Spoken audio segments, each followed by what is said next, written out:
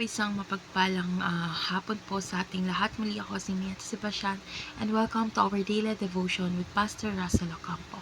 And today, our devotion talks about hatred of sin, and our scripture is all about Psalm chapter 97 verse 10. NAV version, let those who love the Lord hate evil, for He guards the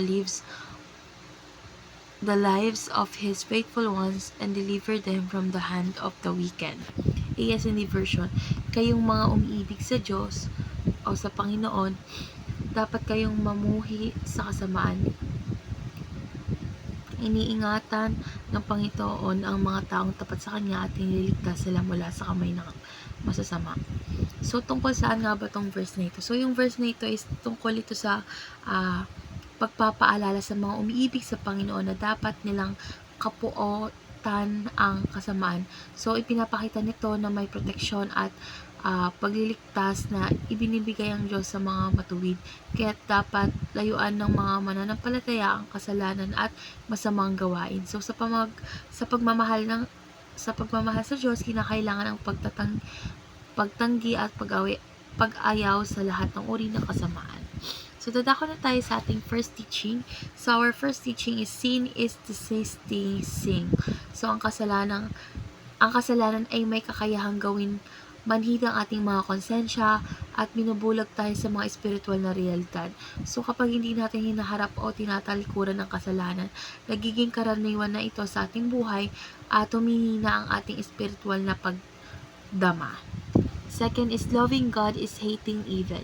So, ang tunay na pag-ibig sa Diyos ay nangangahulugang dapat tayong mamuhi sa kasamaan. So, hindi maaaring sabay na mahalin ang Diyos at tanggapin ang kasalanan sa ating buhay dahil ang ating malasakit sa kabanalan ay nagpapakita ng ating dedikasyon sa Kanya. Last teaching is genuine Christian hate sin. So, ang mga tunay na Kristiyano ay hindi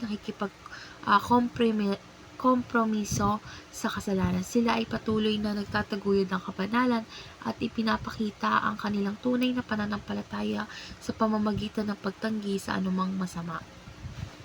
So, dadako na tayo sa ating application. So, yung first application is ask God to sensitize your heart.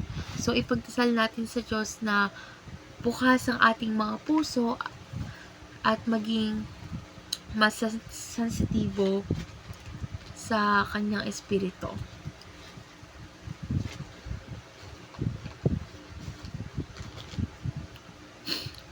So, mas madali nating makikilala at iiwasan ng mga kasalanan na maaaring makapansala sa ating kaluluwa.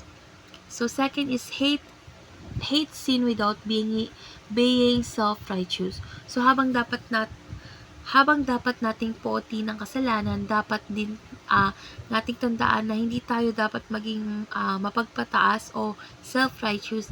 Dapat tayong magpakumbaba. Alam naman na tayo ay iniligtas ng biyaya ng Diyos at hindi ng ating sariling gawa.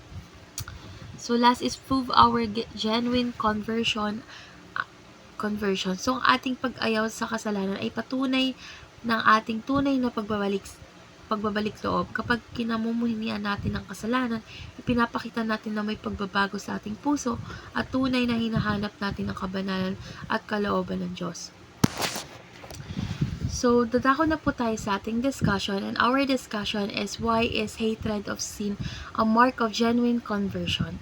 So, ang pagkamuhi sa kasalanan ay tanda ng tunay na pagbabagong loob dahil ito ay nagpapakita ng ating pusong itinuturi na mahalaga ang kabanalan at kalooban ng Diyos. So, kapag tinanggap natin si Kristo sa ating buhay, nagkakaroon tayo ng bagong espiritual na kalikasan na kumikilos patungo sa kabanalan. At ito ay